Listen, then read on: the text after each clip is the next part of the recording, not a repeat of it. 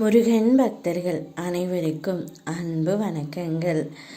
ஏன் அன்பு குழந்தையே, வாழ்க்கையில் பல உறவுகள் உன்னிடம் வந்து பழகுவார்கள், போவார்கள். ஒவ்வொரு உறவிடமிருந்து நீ ஒரு நல்லதையும் ஒரு கெட்டதையும் கற்றுக்கொள்வாய். ஆனால் எல்லா உறவுகளிடத்திலும் நல்லது எதுவோ அதை மட்டும் கற்றுக்கொண்டு வா தங்கமே. தீவைகளை விட்டுவிடு. இப்பொழுது உனக்கு நெருக்கமாக இருக்கின்ற ஒரு உறவை பற்றித்தான் நான் கூற வந்து இருக்கின்றேன். இதை நீ தனிமையில் கேள்.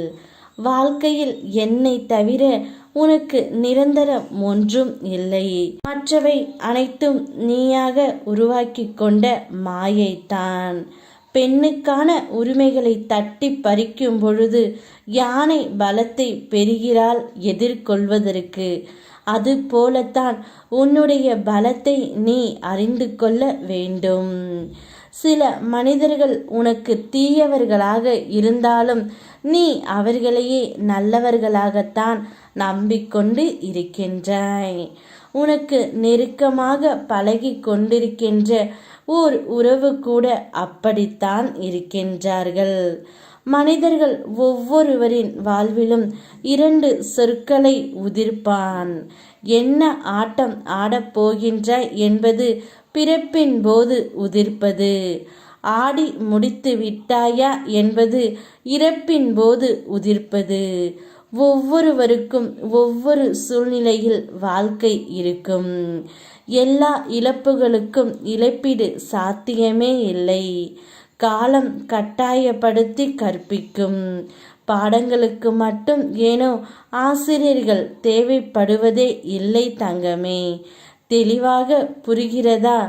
உண்மையை உணர முற்படும் போது ஏற்படும் வலிகள் ஜீரணிக்க மறுக்கின்றது. உனக்கு யாராவது கஷ்டம் தந்துவிட்டால் நீ அதை எண்ணி மிகவும் வருத்தப்பட்டு கொண்டிருக்கின்றாய். அப்படி உனக்கு கஷ்டம் தரும் உறவிடமிருந்து சற்று விலகி சென்றுவிடு. ஒவ்வொரு பிரச்சனைக்கும் ஏதோ ஒரு தீர்வோடு தான் வருகின்றது. அதற்கு எந்த தீர்வும் இல்லையென்றால் அது பிரச்சனையே இல்லை. அதனால் தான் நான் முன்கூட்டியே உனக்கு எச்சரிக்கின்றேன்.